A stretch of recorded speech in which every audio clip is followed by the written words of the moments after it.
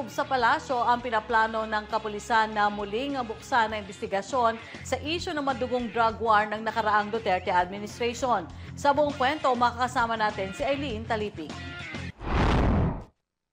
Suportado ng Malacanang ang plano ng Philippine National Police na muling buksan ang investigasyon ng mga high-profile na kaso ng pagpatay kaugnay sa ipinatupad na war on drugs ng nakalipas na administrasyon. Sinabi ni Executive Secretary Lucas Bersamin na isinaalang-alang ng Marcos administration ang pinakamataas na antas ng pagpapahalaga sa patas na pagbibigay ng hustisya at pagsunod sa batas. Walaan niyang pagtutol ang palasyo sa plano ng PNP dahil dapat malaman ang katotohanan sa mga naihayag sa investigasyon ng Quad Committee ng Kamara.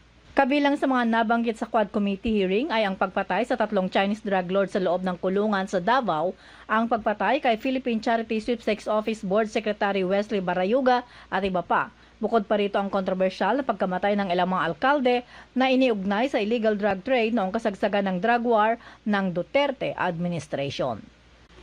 Ito si Eileen Taliping para sa Kwentong Politiko.